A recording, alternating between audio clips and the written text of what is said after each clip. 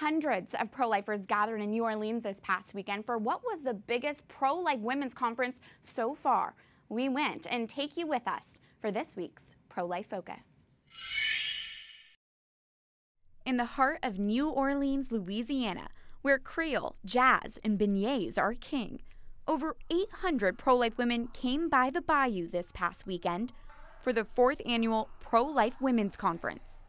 And I love seeing all the different, organizations. It's just, I'm really happy to be a part of this movement.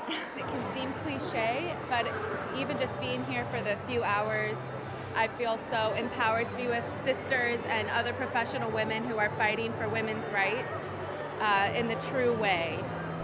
This year's conference has been its biggest so far, coming on the heels of Unplanned's box office success. The movie, based on former Planned Parenthood director turned pro-life leader Abby Johnson, who also is the founder of the Pro-Life Women's Conference.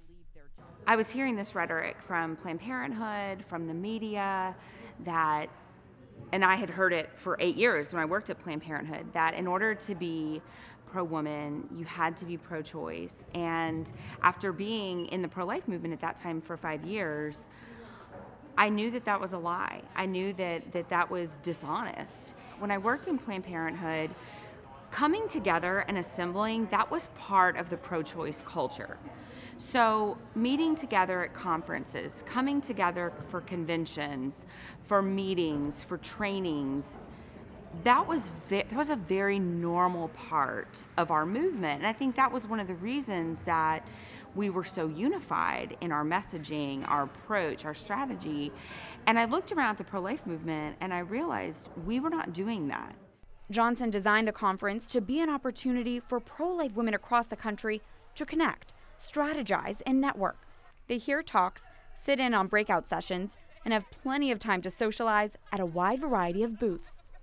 This conference is for women, it's run by women, it has a women-centric theme, which is different than other conferences. And it's not that we don't value men in the movement. We love men. Most of us are married to strong pro-life men, and we love their leadership in the movement, but we all have to admit that abortion is targeting women in a very unique and different way.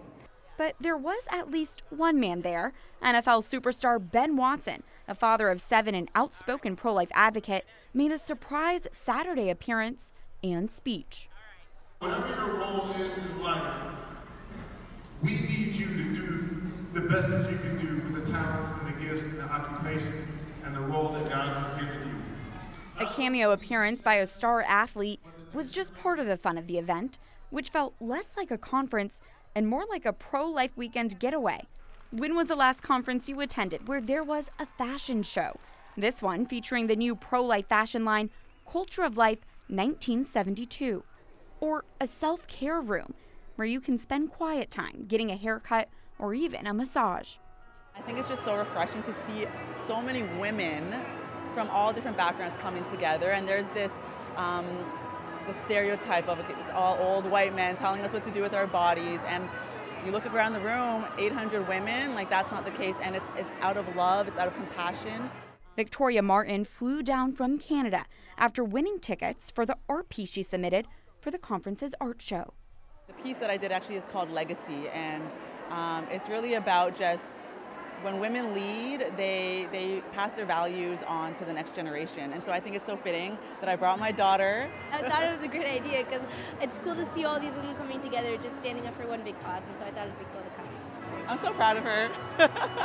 Every woman had a unique reason why they felt called to go, including this mother, who could be seen in one of Pennsylvania's State Representative Brian Sims' viral videos.